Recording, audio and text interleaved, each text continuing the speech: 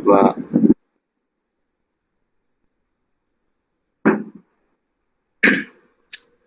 Baru kuliah lah ini nanti. Baru selesai kuliah atau praktikum.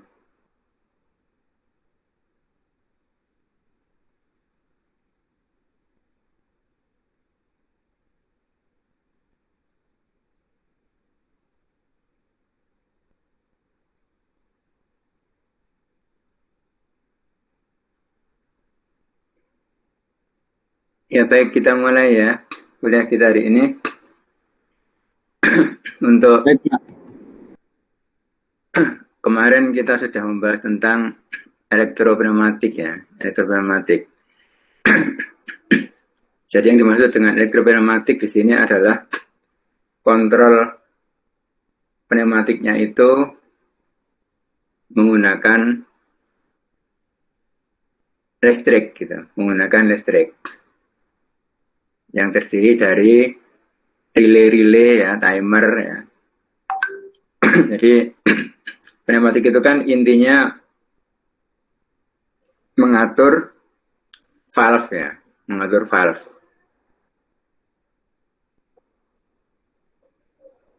Bentar, saya share screen dulu, bentar.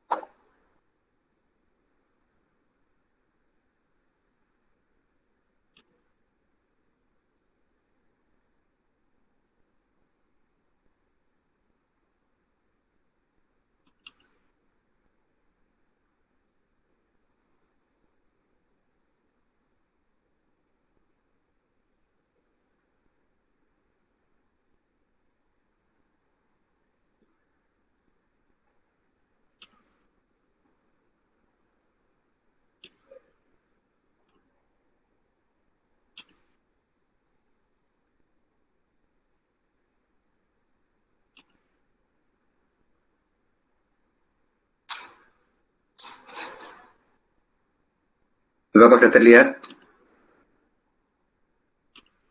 Terlihat, Bapak? Lihat, Pak. Ya, baik.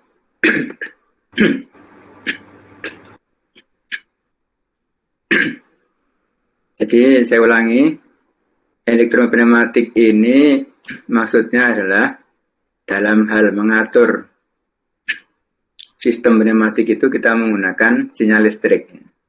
Sinyal listrik.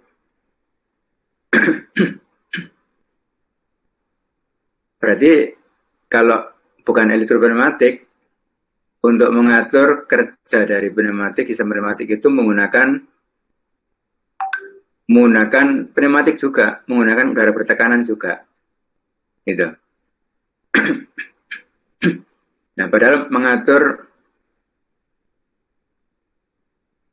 mengatur sistem pneumatik itu sebenarnya kita adalah akan mengatur katup kontrol arah ya. Mengatur valve-valve-nya itu. Jadi sebenarnya intinya kita kontrol pneumatik itu, ya sistem pneumatik itu yang dikontrol adalah katup kontrol arahnya. Ya. Jadi arah dari udara bertekanan itu yang akan kita kontrol mau mengalir ke arah manakah udara tersebut berdasarkan unjuk kerja dari sistem tersebut, ya, berdasarkan kerja dari sistem. Ujung-ujungnya kita ingin mengontrol aktuatornya. Nah, aktuator di sini adalah piston atau motor ya. Piston atau motor. Jadi kalau kemarin saya menampilkan konfigurasi dari diagram kontrol ini ya, seperti ini ya. Jadi goalnya itu kita mengatur di sini ya, mengatur di sini. Ini bisa berupa apa saja kan ya? Bisa berupa apa saja. Gitu. Ujung-ujungnya kita akan mengatur piston atau motor dari pneumatik ya, atau hidrolik ya. Jadi sini pneumatik dan hidrolik itu sama saja ya. Jadi yang dimaksud dengan elektrohidrolik juga sama.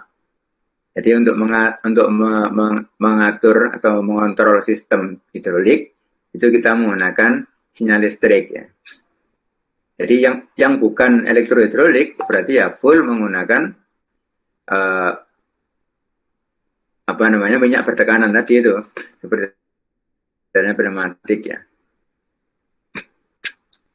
Biasanya secara bertahap dalam hal belajar ya. Sistematika dalam belajar pneumatik hidrolik itu kita belajar bagaimana pemahaman dari valve-valve itu ya. Makanya kan di awal kemarin saya menjelaskan tentang valve ini. Ya, kemarin kan sebelum slide ini itu saya tampilkan bagaimana cara kerja dari pneumatik dan hidrolik ya. Itu intinya adalah kita memahami cara kerja dari valve-valve ini. Ya, memahami dari valve-valve ini.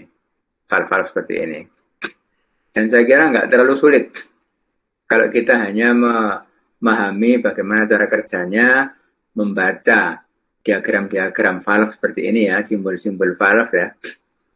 Nggak terlalu sulit.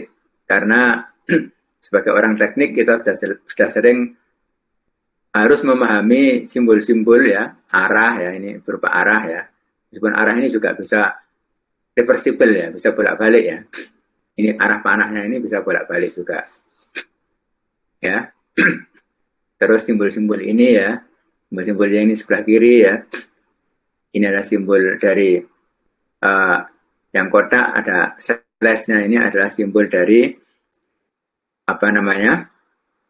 solenoid ya. Kemudian yang ada segitiga ini ya, ini adalah simbol dari udara bertekanan. Kalau tidak ada arsirnya ya, kosong seperti ini segitiganya, berarti dia pneumatik. Yang membedakan simbol dengan hidrolik adalah segitiganya ini dikasih blok hitam penuh ya. Itu yang membedakan. Sedangkan untuk solenoidnya sama ya. Tidak ada bloknya. Kalau di blok kan nggak kelihatan jadinya, slash-nya itu. Jadi seperti itu saja.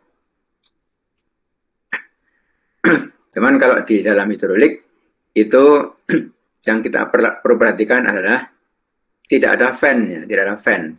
Masih ingat fan kemarin ya?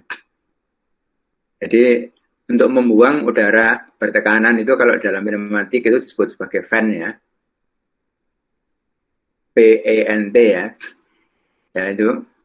Kemudian kalau di dalam hidrolik nggak ada fan. Jadi untuk membuang minyak yang sudah tidak digunakan, maka harus dikembalikan ke tank ya, melalui instalasi yang disebut sebagai return piping ya. Jadi pipa untuk kembali menuju ke tangki penyimpanan minyak. Jadi kalau teman-teman kita yang di teknik mesin, mereka harus mempelajari bagaimana desain dari ini ya. Kita nggak perlu mempelajari desainnya ini ya. Desain dari valve ini. Kita cukup perlu cara pengoperasiannya saja, membaca simbol-simbolnya dan lain sebagainya. Nah, ibaratnya juga seperti kalau teman-teman jurusan teknik mesin ya, itu belajar motor, mereka cukup memahami cara kerja motor saja. Nggak perlu mempelajari desain lilitan dari motor.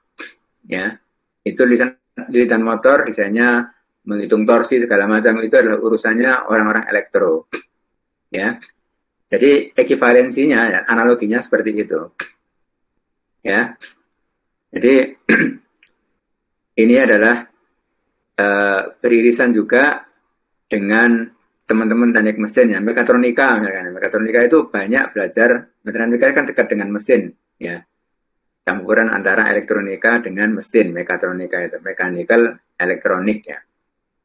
Jadi itu mereka lebih banyak mempelajari lebih detail lagi masalah pneumatik, hidrolik itu, menghitung bagaimana kekuatannya dan sebagainya. Kalau kita nggak perlu menghitung itu, cukup kontrolnya saja, karena berhubungan dengan nanti ketika kita bekerja, itu harus bisa membaca gambar, kemudian bisa juga mendesain kontrol dari pneumatik maupun hidrolik. Ya, baik itu secara full pneumatik ya, atau full hidrolik, jadi tidak menggunakan relay, tidak menggunakan listrik ya, tidak menggunakan listrik, maupun yang menggunakan listrik atau yang kita sebut sebagai elektropneumatik ini. Jadi itu adalah kata kuncinya.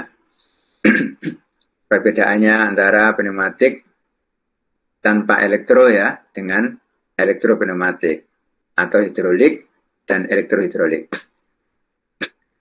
Meskipun sebenarnya saya katakan di awal kemarin ya, bahwa meskipun kita mendeklarasikan bahwa pneumatik, hidrolik itu adalah udara bertekanan atau minyak bertekanan ya, tapi sebenarnya di dalam menjadikan udara itu bertekanan atau minyak itu bertekanan, kita pasti membutuhkan motor listrik juga ya.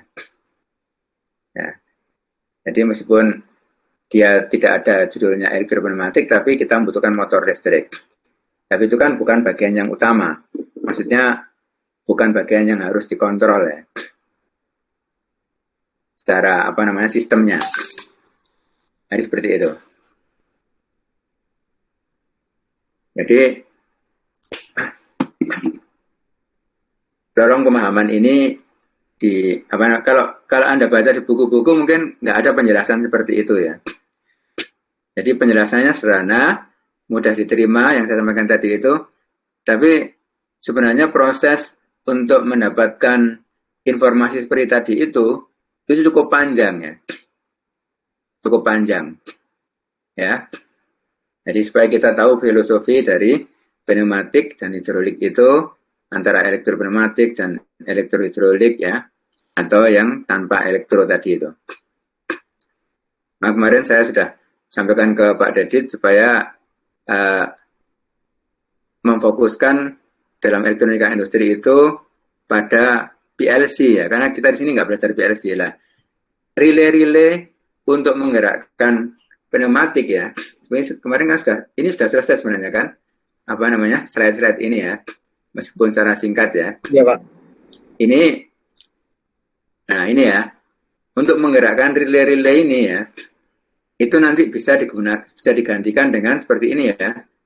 Ini masih sangat sederhana ini ya, sangat sederhana. Nah seperti ini ya, ini kan lebih kompleks terus ya. Nah lebih kompleks lagi lah seperti ini ya. Ini kan rumit sekali kalau kita kerjakan dengan menggunakan relay, menggunakan timer dan lain sebagainya ya. Nah ini ada relay, timernya nggak ada ini ya. Relay saja ya, cukup banyak ya. Ini kan sangat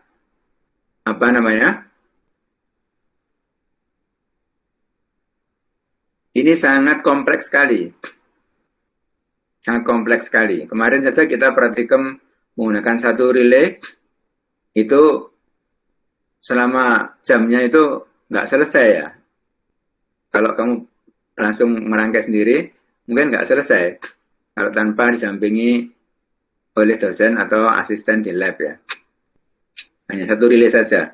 Nah ini semuanya nanti relay-relay ini digantikan dengan sistem PLC. Jadi ini kalau kita gambarkan dengan PLC menjadi sangat sederhana tanpa ada relay-relay yang kompleks seperti ini.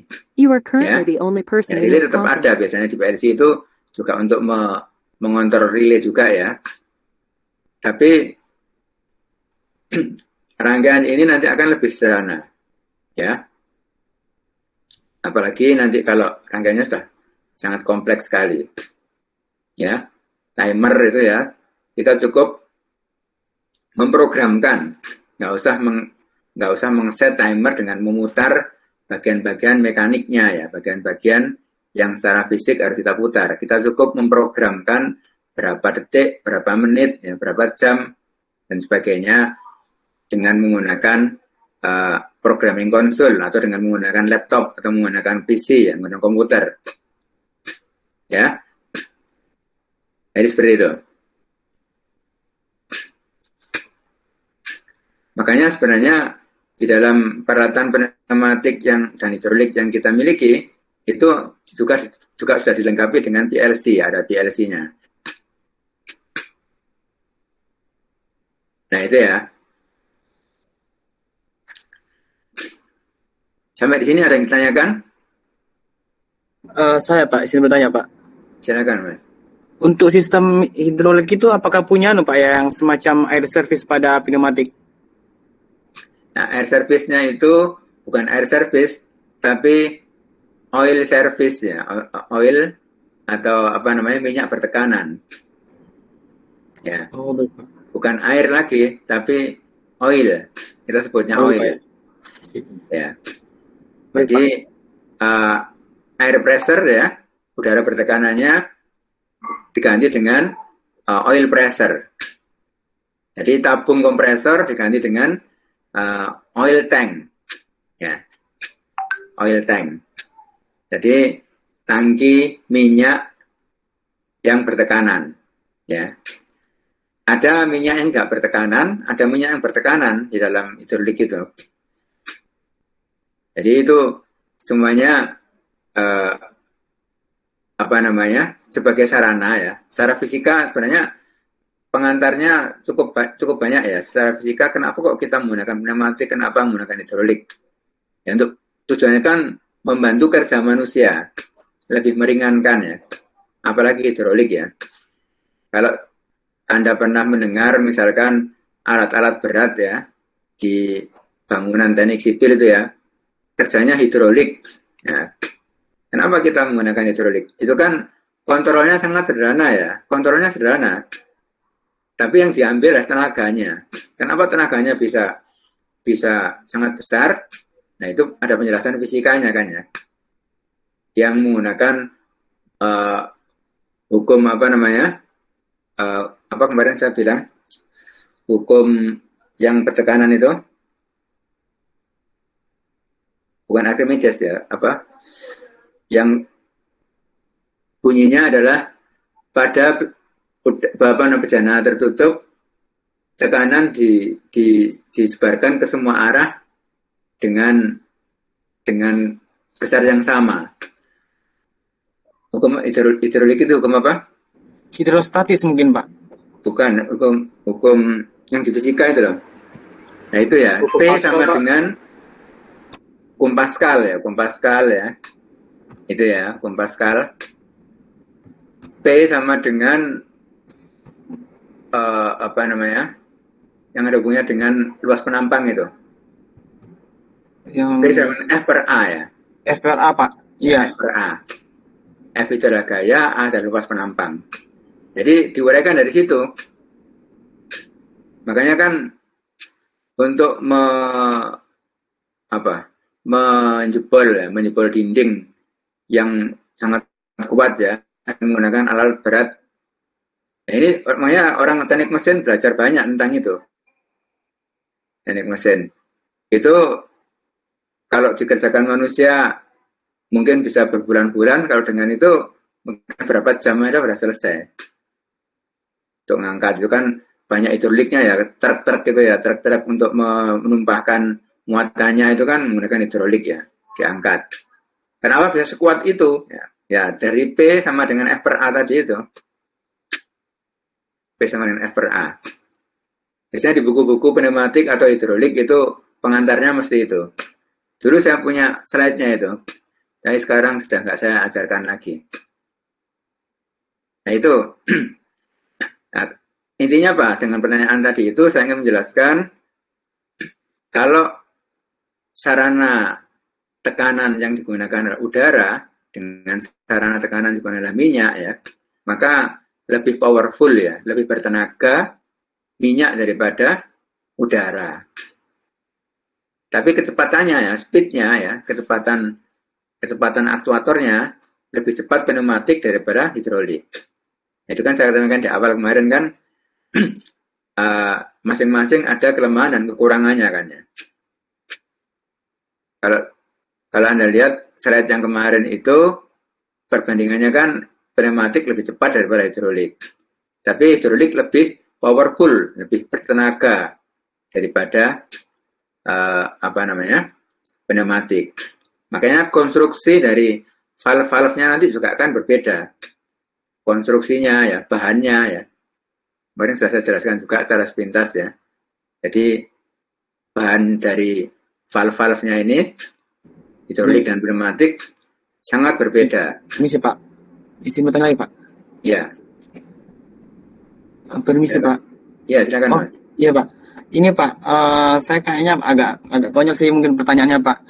Kan yang saya tahu kan air service itu pada pneumatik kan untuk Pak ya, untuk sebagai filter untuk menghindari adanya air yang bercampur dengan udara gitu Pak. Nah, kemarin tak pikir-pikir gini Pak, kalau misalkan kan ada yang namanya fan Pak ya untuk mengeluarkan udara gitu. Nah, kenapa di dalam sistem pneumatik itu kita nggak yang udara yang udah dipakai, maksudnya yang keluar dari salah satu bagian yang lain itu ditampung Pak. Jadi kan dengan demikian itu kita nggak usah banyak-banyak melakukan pergantian pada air surface itu, karena kan filternya hanya digunakan sekali untuk memasukkan udara, kemudian yang rugi-ruginya itu digantikan nanti menggunakan kompresor gitu Pak. Jadi lebih hemat untuk filternya itu Pak. Kenapa sistem pneumatik nggak ada sistem kayak hidrolik kan menampung gitu Pak? Ya. Saya kira pertanyaan yang sangat bagus sekali, Antonius. Jadi, pertama pemahaman air service itu bukan hanya filter ya. Air service itu seluruhnya, mulai dari kompresor ya. Kemarin kan sudah saya jelaskannya. Mulai dari kompresor, kemudian, bentar saya tampilkan lagi.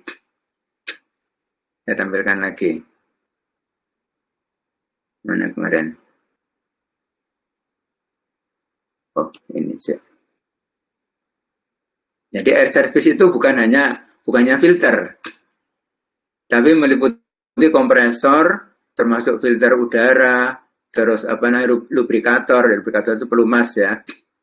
Kemudian ada refrigerator ya, pendingin itu, pengering.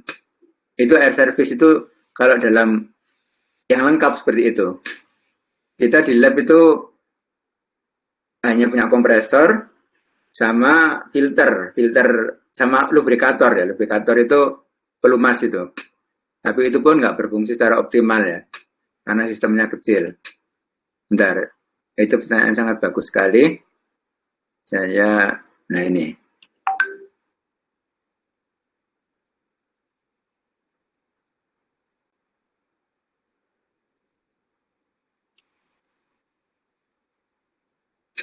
Kemudian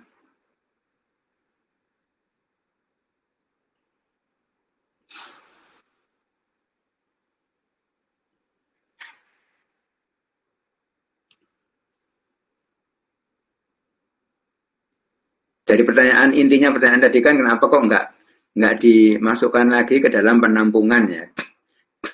Ya, jadi semua alasan adalah biasanya ujung-ujungnya alasan ekonomi ya.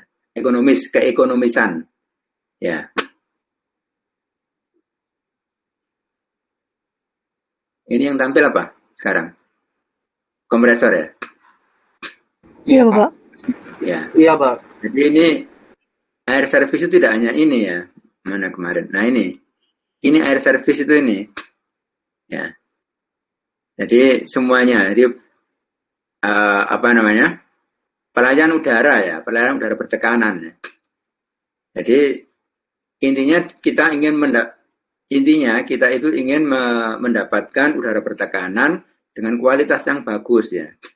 Kualitas yang bagus itu adalah udara yang kering, benar-benar kering, tidak ada tercampur uap air di situ. karena bisa mengurangi umur dari valve-valve atau sistem pneumatik ataupun hidrolik ya. Kalau hidrolik mungkin nggak ada pengering ya, nggak ada pengering karena di dalamnya sudah merupakan apa namanya minyak. Caranya minyak. Yang ada pengering udara adalah di pneumatik saja. Nah, kenapa kok nggak ada apa namanya penampungan udara bertekanan dibandingkan dengan membangun sistem pengembalian udara bertekanan itu dengan hanya membuang ya itu jauh lebih murah kalau kita buang gitu saja.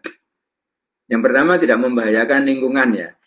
Itu disebut sebagai apa namanya limbah, tapi limbah yang nggak nggak nggak mengotori lingkungan ya, nggak mengotori lingkungan.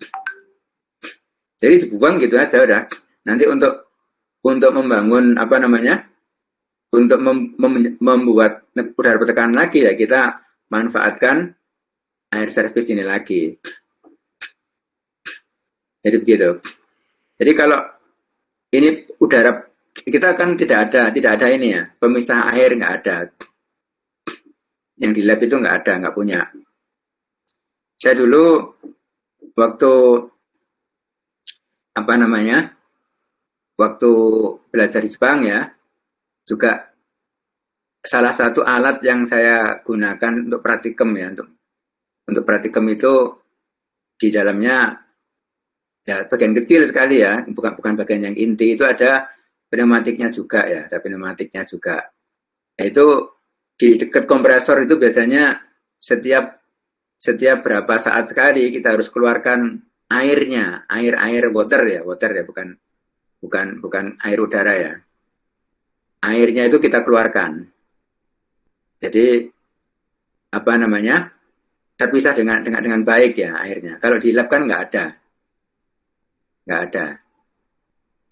Jadi jawabannya sebenarnya singkatnya itu ya keekonomisannya itu lebih rumit nanti kalau kita mau menangkap udara bertekanan kita kembalikan ke dalam kompresor. Wah itu cukup rumit. Toh kita buang saja nggak mempengaruhi lingkungan, nggak mengotori lingkungan. Dan lebih mudah kita me, me, apa namanya membuat udara bertekanan yang baru daripada kita menangkap udara bertekanan yang harusnya kita buang tadi itu. Kalau hidrolik kan mau kita buang kececeran di mana-mana kan sangat mengganggu lingkungan, apalagi industri makanan misalkan ya.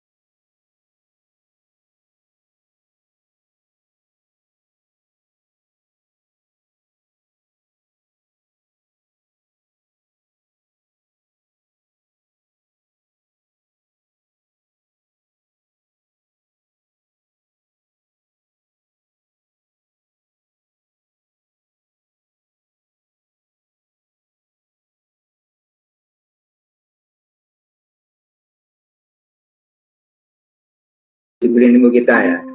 Itu teman-teman teknik mesin yang lebih tahu. Jadi kalau menurut saya pasti berbeda ya, seiring dengan energi yang dihasilkan. Kalau menurut saya berbeda ya. Jadi baik Pak, siapa? hidrolik yang untuk alat-alat berat yang berat-berat itu ya, saya kira berbeda kenalannya dengan dengan yang ringan-ringan saja, kan? Ya, kalau menurut saya gitu. Baik Pak, terima kasih Pak. Iya, hidrolik yang paling sederhana yang setiap hari kita pakai apa kira-kira contohnya? Adalah rem motor kita itu. Itu adalah hidrolik itu. Oh iya Pak, baru ingat Pak. Minyak rem ya itu. Itu adalah hidrolik itu. Iya, Pak. Yang setiap hari kita selalu berinteraksi. Itu adalah sistem pengereman pada motor kita yang pakai cakram ya. Itu adalah hidrolik. Ya, bukan pneumatik. Nah, hubungannya dengan kekenalan pertanyaan tadi itu ya, itu kan minyak rem, mungkin minyak rem yang ada di motor, di mobil sama semuanya, karena kerjanya kan nggak terlalu berat ya, dibandingkan dengan misalkan hidrolik pada mesin-mesin ekskavator tadi ya, itu ya. Mungkin kalau yang berat akan lebih kental gitu kan. Mungkin ya, saya juga nggak tahu ya. Mungkin di prosesnya aja ya. Siap Pak. Ya, terima kasih Pak. Iya. Jadi itu bukan disiplin ilmu kita. Itu saya bilang tadi itu orang teknik mesin yang harus menghitung berapa energi yang gaya yang dihasilkan dari sebuah sistem ukuran pistonnya sekian cc ya. Piston itu kan ukurannya kalau di motor kita motornya misalkan Vario 125 cc itu kan ukuran piston dari penggeraknya itu kan ya. Nah itu kan dibandingkan dengan motor moge ya yang 250 cc itu kan dua kali lipat ya. Nah itu kan akan menghasilkan tenaga yang berbeda. Demikian juga dalam hidrolik ya maupun pneumatik ya. Piston ukuran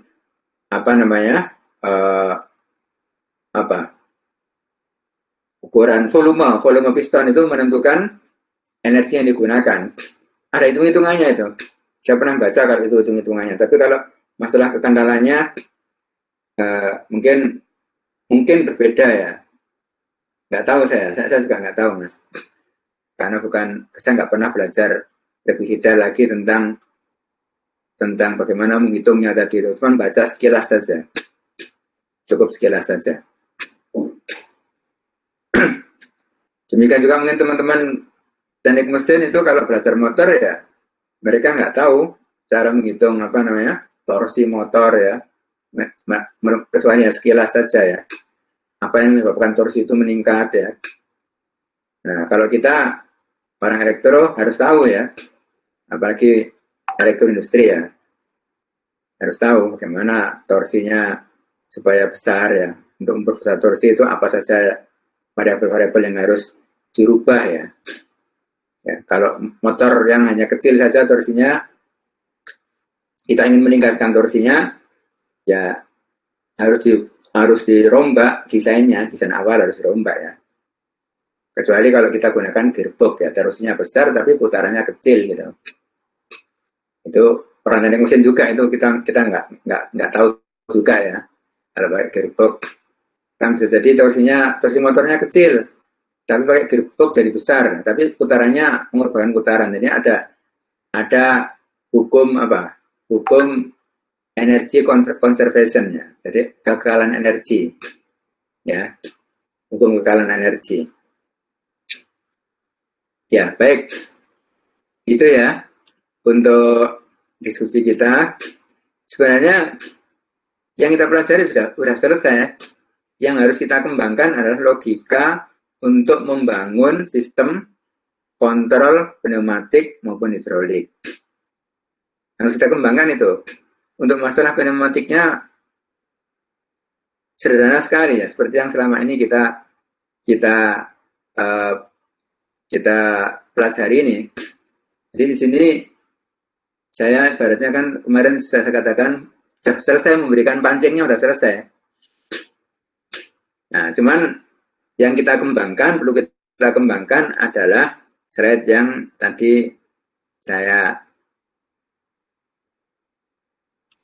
tampilkan tadi, elektropneumatik. Yang perlu kita kembangkan adalah bagaimana membangun logika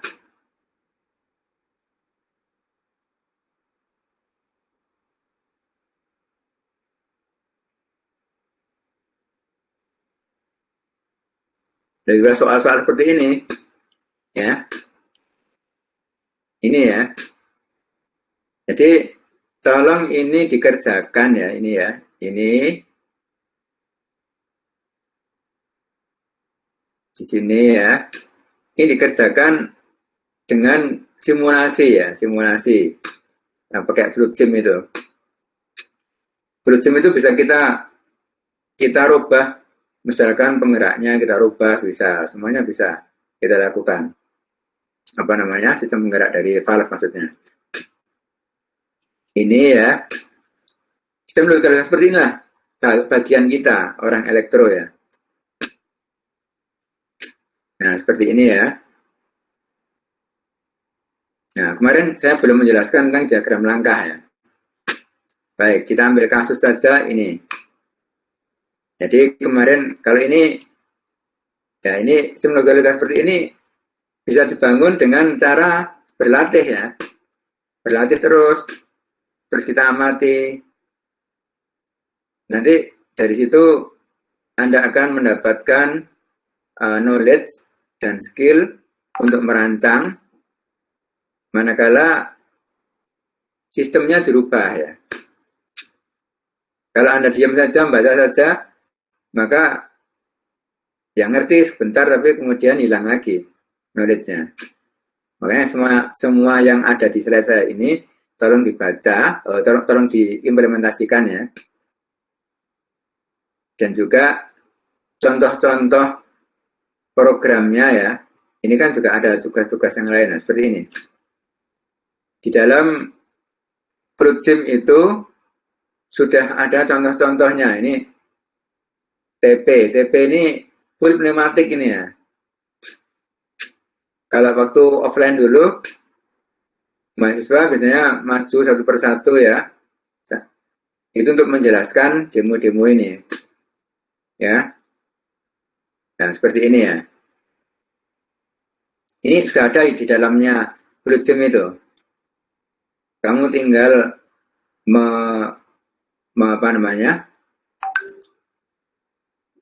menjalankan saja. Tinggal diambil lagi, dijalankan, terus dituliskan penjelasannya. Ini ya, kalau EP ini elektropneumatik ini. Nah, simbol-simbolnya seperti ini. Cuman sayangnya program aplikasi fluid sim itu tidak bisa jalan di Mac saya. Ini saya sekarang di rumah ya. Kalau di kampus saya bisa pakai desktop yang dari lab saya di lantai 4 ya, gedung Pasca Sarjana. Ini kalau ngajar untuk demo-demo saya ke lab sana ya, pakai desktop untuk mendemokan ini. Jadi langkah selanjutnya tinggal sekarang bagaimana Anda mengembangkan diri untuk melatih mengasah logika pemrogramannya. Logika apa namanya? Perancangan ini. Nah, nanti ini akan menjadi tugas yang harus Anda kerjakan ya. Ini ya nanti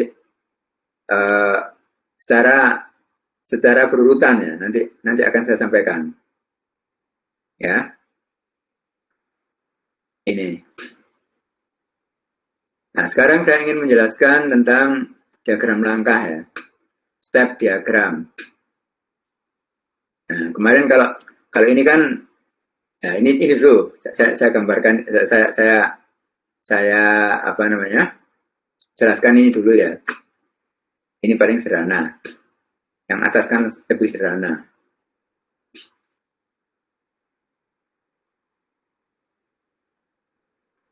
Ini soal UAS dulu ya.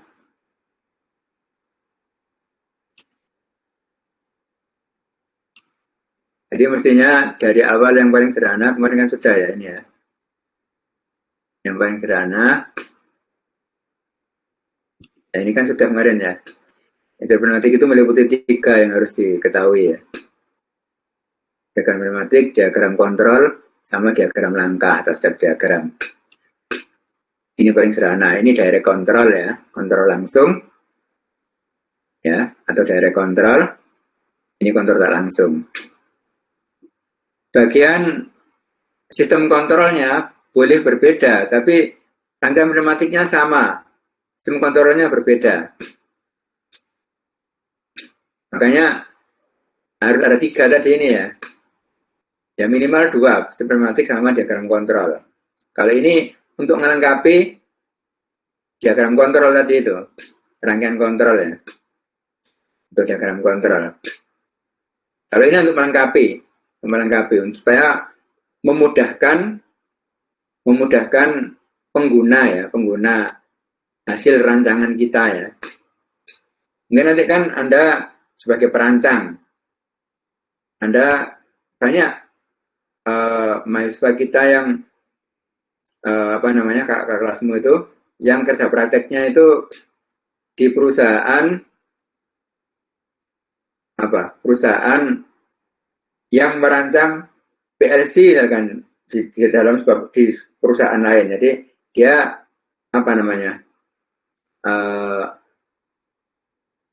jadi kalau misalkan ada perusahaan A gitu ya, ingin mengganti sistem dengan PLC ya, atau dengan pneumatik gitu ya. Nah kan kalau Anda bekerja di perusahaan itu, atau bahkan mungkin punya perusahaan sendiri, alumni kita juga ada yang punya perusahaan sendiri, automation, pokoknya mengotomasi sebuah sistem di itu. Dulu waktu haji dengan saya itu satu KBIH. Itu saya ketemu mahasiswa saya dulu ya, dia yang nyapa, Pak Rusminto ya? Iya Pak. Oh, kok tahu? Pak, saya dulu mahasiswanya Bapak. Nah, dia punya perusahaan yang menjual jasa mengotomasi perusahaan-perusahaan itu. Nah, itu ada di antaranya pneumatik, hidrolik gitu ya. Nah, kalau Anda bekerja di perusahaan seperti itu, berarti kan Anda perancang saja. Merancang sesuai dengan permintaan customer ya. Tolong buatkan ini. Nah, Anda ngerancang, kemudian diinstal ya, dipasang di perusahaan tertentu ya, perusahaan yang pesan tadi itu. Nah, tentu saja ketika sudah masang itu kan harus dilengkapi dengan diagram, gambar-gambar diagramnya ya. Supaya nanti kalau ada kerusakan, siapapun, kalau misalkan siapapun nanti teknisnya bisa membaca. Nah, gitu kan ya. Nah, ini tujuannya kenapa harus ada 3-3-nya ini. Apalagi kalau kompleks ya. Kalau kompleks itu 3-3-nya ini harus ada. Kalau ada kerusakan atau ada pengembangan ya, maka orang bisa melihat ini. Nah, analoginya seperti ini. Kalau di gedung kita ya, di gedung di PEN itu ya, kan sudah ke kampus semua ya. Misalkan di lab itu ya, itu setiap ruangan ya, setiap gedung di PEN itu ada gambar instalasi listriknya. Ya kan ya. Kalau nggak ada, coba bayangkan. Ini kabelnya di mana, terus seperti apa sistemnya, kan setengah mati kalau nggak ada. Apalagi gedung-gedung bertingkat ya, itu pasti ada gambar instalasi listriknya yang dibuat oleh perusahaan kontraktor dulu yang menangani itu. Namanya kontraktor itu namanya ME ya, Mechanical Electrical. Ya. Kalau nggak ada, kan sulit sekali lah. Demikian juga ketika Anda membuat sistem pneumatik ya, maka Anda harus menyediakan diagram pneumatiknya, diagram kontrolnya, diagram langkahnya. Sehingga nanti pengguna yang pesan jasa di perusahaan Anda ya, itu bisa mempelajarinya.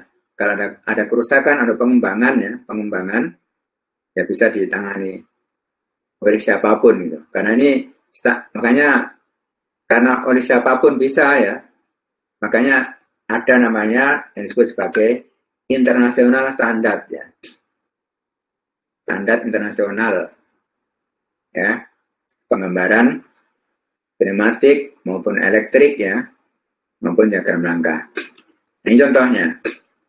Yang tekan, kemarin sudah ya. Ini juga ya, sangat mudah sekali. Ini agak kompleks ya. Jadi, ini kalau ditekan, dia akan keluar. Ini pistonnya menyentuh limit switch, ini terbuka, maka dia masuk lagi. Nah, kalau seperti ini, kita nggak perlu diagram langkah, sudah paham ya. Nah, kalau seperti ini, makanya di sini tidak ada perintah untuk menggambar diagram langkahnya. Meskipun bisa juga digambar diagram langkahnya. Nah, ini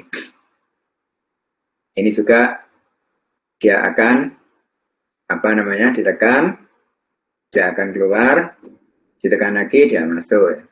Ini juga sangat sederhana. Ini mungkin mulai saya beri nomor 1 ya. Nomor 2, ini lebih kompleks lagi. Ini ada timernya. Timer tidak ada pengaruh sama sekali di sini. Nggak ada timer di sini. Timer itu hanya ada di dalam rangkaian kontrol sini. Dalam hal ini. Karena timernya timer elektrik ya. Timer elektronik. Ya. Sehingga mempengaruhi cara kerja ini. Ya. Jadi ini bagaimana cara kerjanya? Push button kita tekan ya. Kita bisa menganalisa sendiri. Tapi kalau ada diagram langkahnya akan lebih mudah kita dalam memahami cara kerja ini. Kita tekan, relay 1 bekerja, yaitu bekerja menyalakan relay 2 ya, membuat energi relay 2, dia terkunci ya dengan self konservatif ini ya. Kemudian limit switch dia menyentuh limit switch 2 ya. Limit 2 dia tertutup. Limit switch 1 begitu dia bergerak keluar, limit switch 1 yang tadinya tertutup jadi terbuka ya. Sehingga ini jadi apa ini? Jadi tertutup lagi ya. Tutup lagi. Ini ketika dia melayang di sini ya, tidak nyentuh limit 1 dan limit switch 2 ya. Maka dia ini posisinya normal semuanya limit switch-nya. Sampai dia menyentuh limit switch 2, timernya bekerja. Timernya bekerja selama beberapa saat ya. Kemudian dia ini kan sudah tertutup lagi karena dia ditinggalkan oleh ini. Tertutup. Nah, ini timer apa ini? Timer itu ada 2 macam ya, on delay dan off delay. Kemarin sudah saya tanya, katanya sudah dipelajari ya. Ini adalah timer on delay ya, on delay. Jadi begitu dia diaktuasi ya, maka dia langsung ketika diaktuasi, karena dia on delay ya, maka dia tidak segera tertutup, ada tertunda ya, on-nya tertunda. Delay itu kan tertunda ya, on-nya tertunda dia. Jadi dia menyentuh limit switch 2 beberapa saat ya ini kan, sampai dengan setting timernya ya, maka dia kemudian tertutup, maka R3-nya tertutup juga ini ya, maka dia terbuka, maka berarti dia R3-nya terbuka, R2-nya kan dia menyalakan solenoid ini, membuat energi solenoid, maka dia akan balik lagi ke posisi awal dan dia kembali lagi. Jadi lamanya dia menyentuh limit switch 2 tergantung dari setting timer ini. Kan gitu.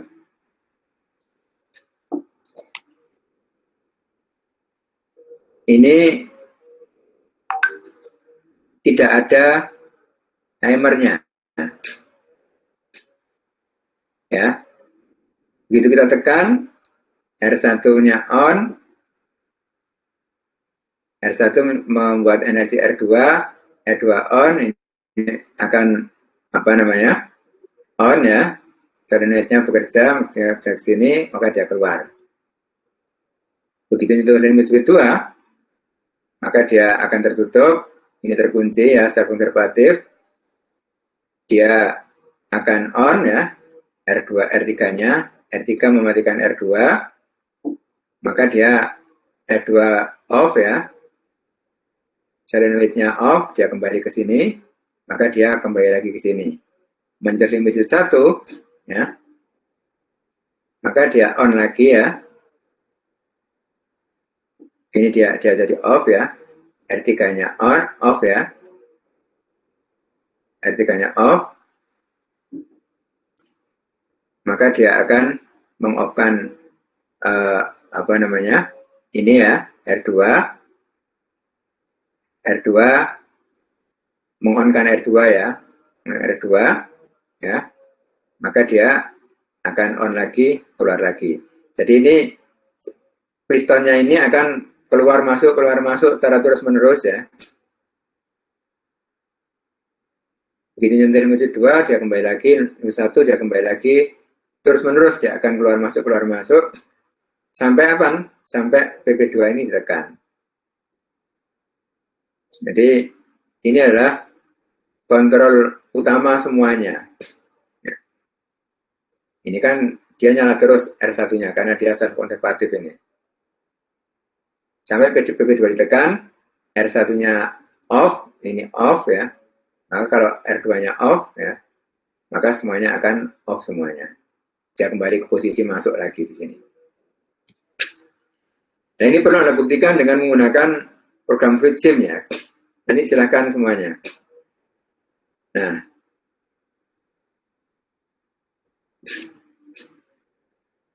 ini adalah yang barusan saya jelaskan ya. Keluar masuk ya, sampai dengan PP2 ditekan. Ini yang keluar tahun 2015 ya. Kemudian, nah sekarang saya ingin menjelaskan ini apa namanya, diagram langkah. Jadi diagram langkah ini menjelaskan cara kerja dari ini. Jadi kita bisa membuat diagram langkah jika ada diagram kontrolnya, atau sebaliknya. Kita dengan melihat diagram langkah, kita harus bisa menggambar diagram kontrolnya. Ya. Jadi balik seperti itu. Tapi kalau Anda, sekali lagi ya, Anda bekerja sebagai orang yang di sisi perencana sistem pneumatik, maka Anda harus menggambar dua-duanya supaya user kita mudah untuk memahami cara kerja dari sistem yang kita buat. Nah, bagaimana? Ini adalah input ya. Jadi ini langkah-langkahnya. Jadi di bagian sumbu Y ini adalah inputnya. Kemudian maksudnya input apa namanya? Oh sorry, ini output aktuatornya, output aktuatornya sumbu Y-nya ini. Ya, ini adalah silindernya, silinder A, silinder B. Kebetulan ada dua silinder ya, silinder A, silinder B, silinder A, silinder B. Terus ini adalah inputnya, sumbu X adalah inputnya. Ya, jadi pembagiannya seperti ini. Ini juga standar, internal standar ya. Kalau Anda di FluidSim itu otomatis akan bisa Anda dapatkan ini. Jadi kalau misalkan ini kuncinya ya. Misalkan ini ada seperti ini, Anda gambar seperti ini, maka nanti diagram kontrolnya diagram langkahnya akan muncul sendiri.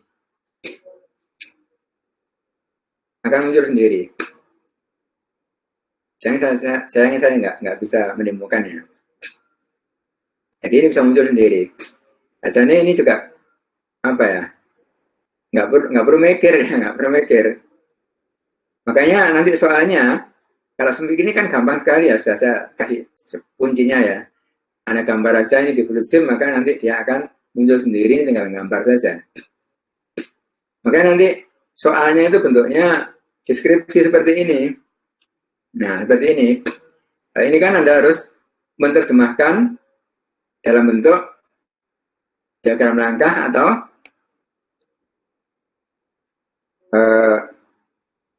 diagram kontrol. Ya.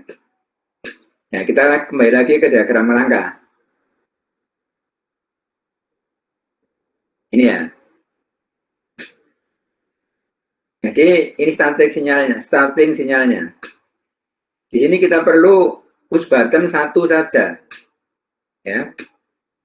Perlu push button satu. Ya. Push buttonnya cuma satu saja. Limit switch-nya ada 4 sini ya. 1, 2, 3, 4. Ya. Ini ya, 1, 2, 3, 4. Masangnya di sini. Ya.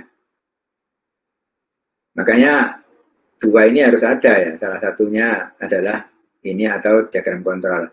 Kalau kita tekan PB satunya ya, kita tekan tak. Ya. Sini kan nggak kelihatan PB satunya. Dan baru nanti kelihatan di diagram kontrolnya. Kita tekan tak ya. Selama beberapa saat, maka silinder A akan on. Akan apa namanya? Akan stroke ya, stroke akan keluar dari A ini, akan keluar. Dan sementara silinder B tetap dia dalam posisi di dalam seperti ini, ya, silinder B-nya tetap sampai silinder A ini menyentuh limit switch 2, ini ya, ini menyentuh limit switch 2, keluar set. Menyentuh limit switch 2, tak, maka dia akan berhenti. Silinder A ini kan berhenti keluar terus ya. Di luar terus posisinya, nggak balik ya maksudnya. Sementara begitu dia menyentuh limit switch 2, maka silinder B akan teraktuasi ya, dia akan stroke ya, akan keluar sampai menyentuh limit switch 4. Begitu menyentuh limit switch 4, maka dia akan menyebabkan, jadi yang menyebabkan dia itu kembali masuk lagi silinder A ini adalah limit switch 4 ya. Dia akan masuk ya. Kemudian sampai menyentuh limit switch 1. Nah, yang menyebabkan limit switch 1 tersentuh ini ya. Nah, jika limit switch tersentuh silinder A, maka dia akan menyebabkan silinder B ini masuk sini. Ya. Masuk. Setelah itu apa? Udah selesai. Jadi dia keluar sampai limit switch 2, maka dia akan keluar sampai ini, maka dia akan masuk. Ini masuk, ini masuk. Paham ya? Jadi yang menyebabkan silinder B ini berhenti ya, masuk sistem ini berhenti adalah LS3 ya, LS3. Jadi sekali lagi PB1 akan mengonkan silinder A ya. Limit switch 2 akan mengonkan silinder B ya. Limit switch 4 akan membuat silinder posisinya masuk lagi ya. Limit switch 1 menyebabkan dia silinder B akan masuk posisinya. Limit switch 3 menghentikan semuanya. Paham ya? Nah sekarang dengan deskripsi semacam itu, bagaimana rangkaian kontrolnya? Nah ini tanyakan. Gambarkan rangkaian kontrolnya.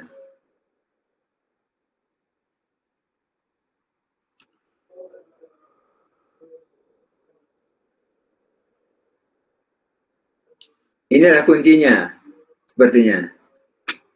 Rangkaian kontrolnya adalah seperti ini.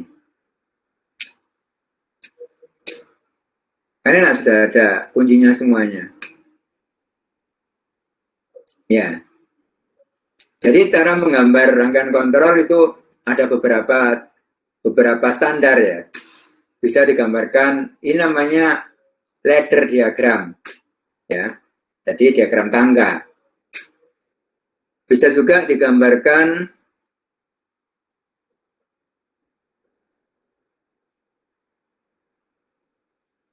dengan cara vertikal. Ini kan horizontal ya, horizontal. PLC biasanya gambarnya seperti ini. Ini ladder diagram. Bisa juga digambarkan secara vertikal. Contohnya mana ya?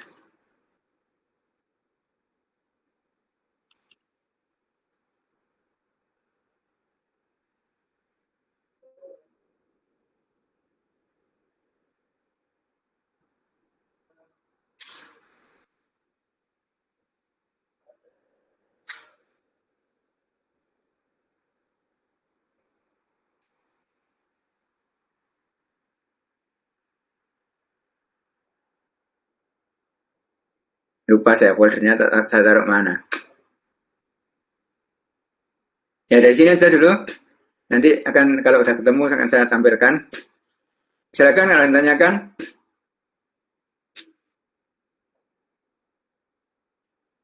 Untuk diagram langkah.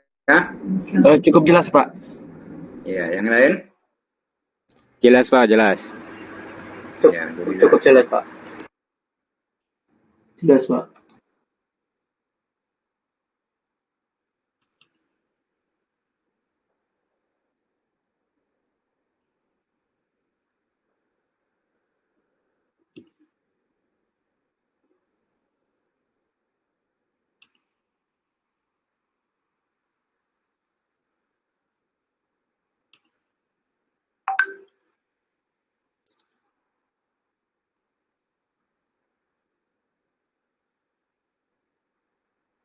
Ini saya lupa juga apa namanya sumber referensinya ya. Mungkin ini dikeluarkan oleh siapa? Nggak saya tuliskan sini.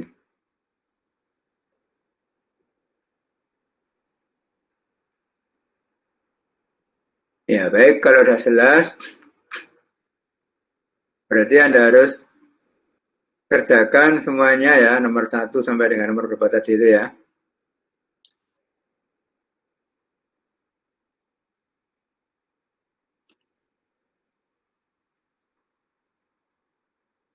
Nanti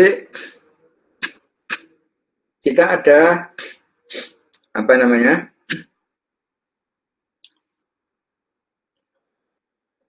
Ini banyak sekali orangnya ya. Ada berapa? Hampir 60 ya. Berarti yang itu aja yang praktikumnya sama saya.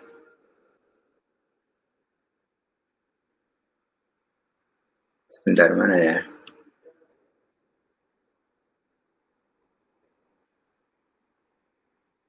Oh ya,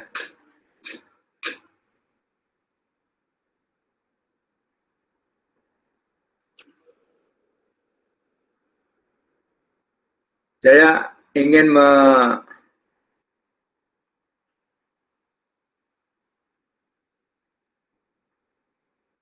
memudahkan video. Silakan nanti dilihat video-video dari YouTube ya.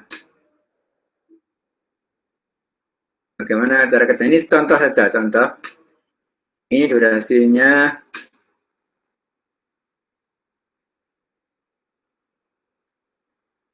Ini yang pilot-pilot ya. Pilot-pilot itu adalah yang digerakkan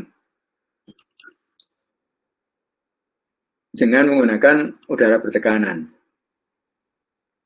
This is a 5-way double pilot valve.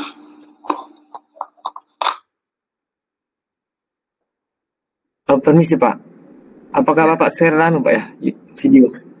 ya sebentar. Ya saya lihat masih PPT Pak. Terima kasih Ya, Pak. belum.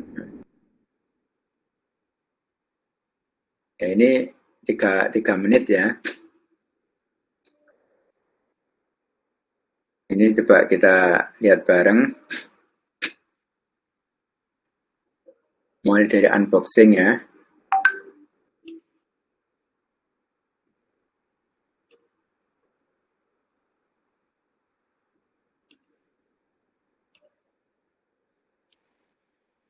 Ya, ini contoh pilot-pilot ya. Pilot-pilot itu pilot. Jadi ngontrolnya menggunakan udara bertekanan. Jadi bukan elektropneumatik.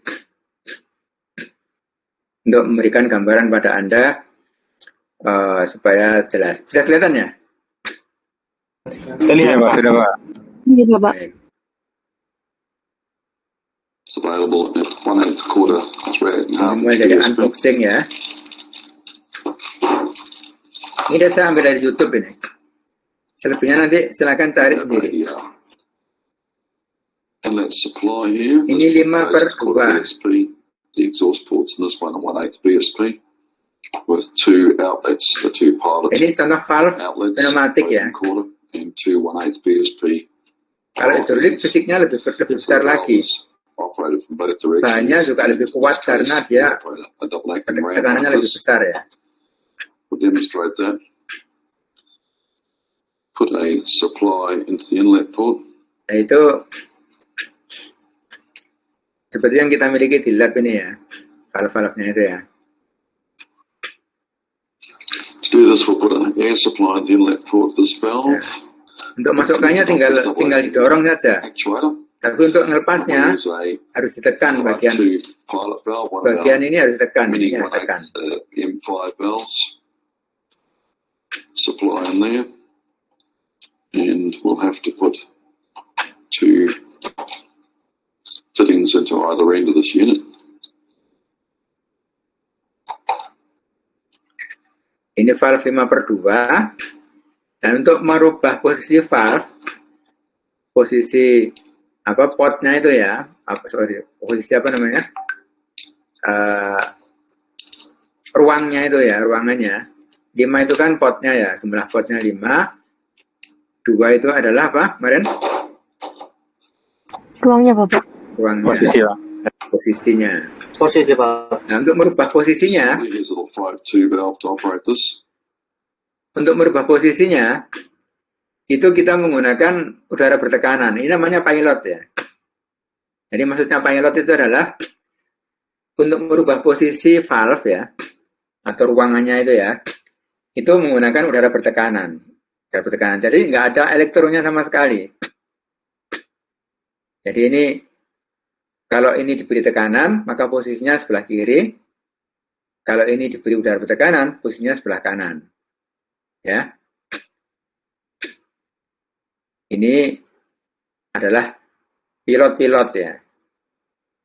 Makanya di sini judulnya kan pilot valve ya.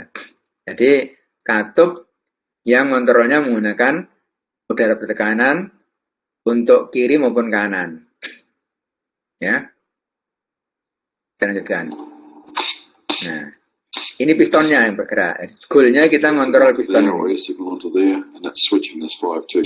Leave one direction. Operate. Jadi switch ini adalah untuk merubah, ini kan udara bertekanan dari sini ya, dari sini. Jadi merubah posisi arah aliran dari udara bertekanan itu apakah ke sini atau ke sini. Ya. Kalau ke bawah gini ya, berarti dia alirannya kemana? Sini ya. Sini. Sehingga nanti dia akan masuk. Nah, ketika dia keluar berarti kan ini caranya menghilangkan ini gimana ya?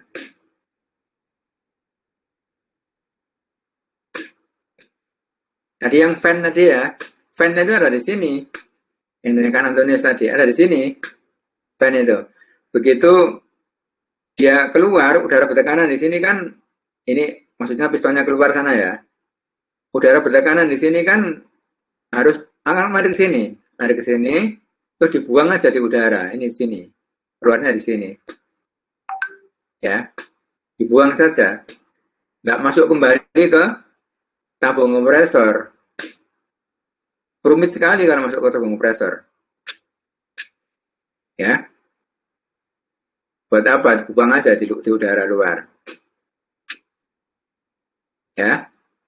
Makanya nanti ini juga bisa diatur, digunakan ngatur. Kalau keluarnya itu nggak langsung banyak, maka dia akan pelan-pelan keluarnya ini. Makanya kan ada yang nanti simbolnya itu dikasih variabel itu. Jadi kemarin saya demokan juga waktu praktikum ya. Kalau ini semacam apa namanya, semacam mur gitu ya, semacam mur, jadi putar-putar. Kalau misalkan kita kencangkan, maka dia keluarnya akan pelan-pelan, sehingga keluar udaranya sini pelan-pelan, sehingga dia keluarnya piston ini juga akan pelan-pelan, gitu, nggak cepat cat gitu. Nah, kita lihat. Also, use a silencer to go into the exhaust ports. Nah, sini ini. Stop any dirt coming in and also ini yang variabelnya. cut down the noise. Ini keluarnya. Or we can go to our Keluarnya silencer, udara. exhaust silence Fan-nya itu, control. fan. Ini fan-nya. Jadi This will putar give us independent variabel. speed in both directions. And also it will act as a silencer to cut down noise and stop dirt.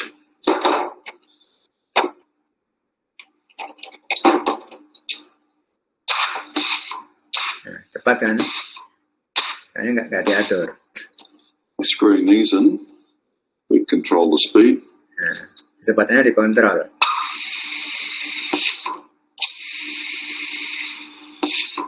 Nah, karena dikencangkan di sini. And vice versa in the other direction. Nah, sekarang ini dua-duanya diatur.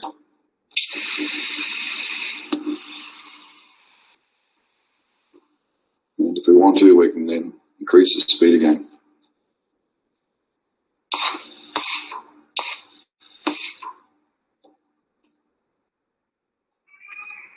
Nah, ini.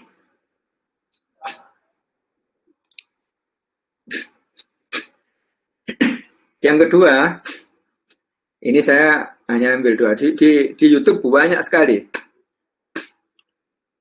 Saya sudah melihat beberapa, tapi saya hanya download 2 saja ya.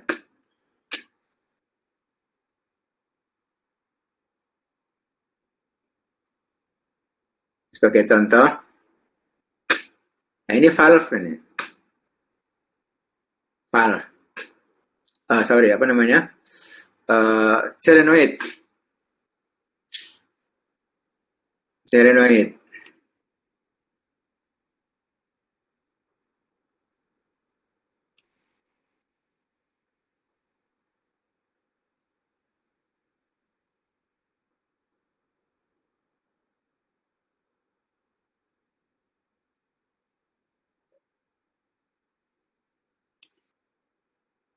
This is an example of a spool valve. This is a 5-port, 2-position, solenoid operated air piloted DCV with an air spring return. The 5 ports can be called. Suaranya jelek. Number 1 is their pressure port. Numbers 2 and 4 are our cylinder ports, and numbers 3 Jadi 5/2 juga are our ini. exhaust ports. You can see that in the normal position, air is allowed to flow from port 1 to port 2 through this open flow path through the valve.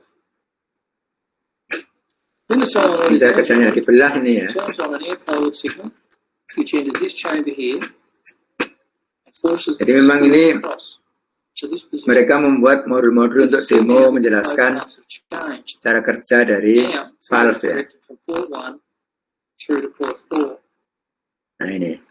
When the solenoid is de-energized, the air pressure in this chamber here will force the spool back to the normal position, again reverting to the flow paths from 1 to 2.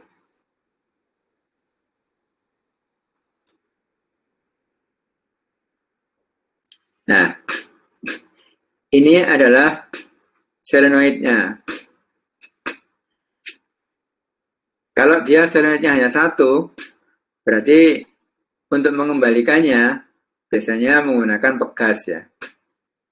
Kalau dua berarti kiri dan kanan. Secara simbolik ya, secara simbolik.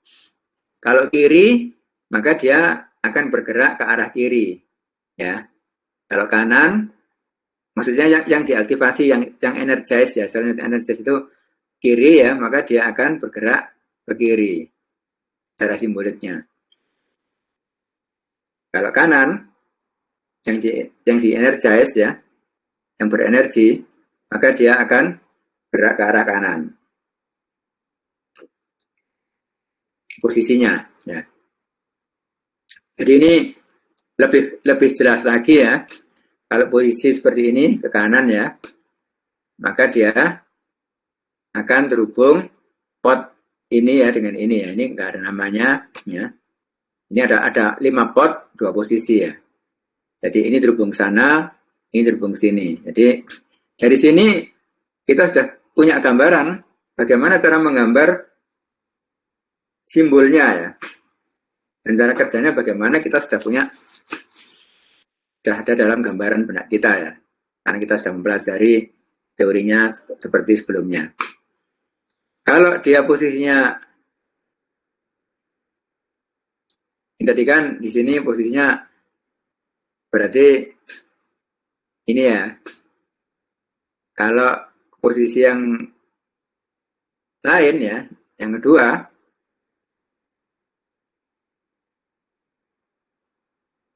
mana?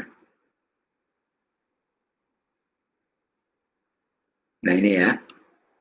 Nah posisi kedua, ini terhubung dengan sini. Tadi kan ini dengan sana ya. Ini sini, ini sini. Ini kemana? Ini buntu. Atau dia menuju buntu ini buntu, sorry. Buntu ya. Nah kemana-mana. Gitu ya. Jadi dia nggak kemana-mana.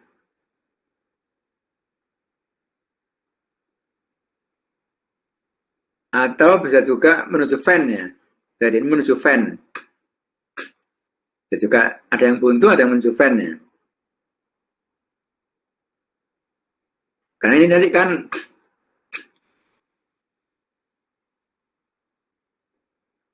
ini kalau tadi seperti yang sebelumnya ya. Yang sebelumnya tadi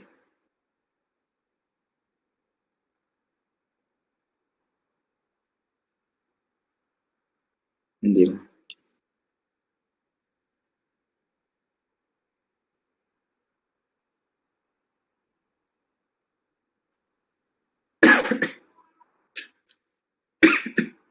Permisi Pak.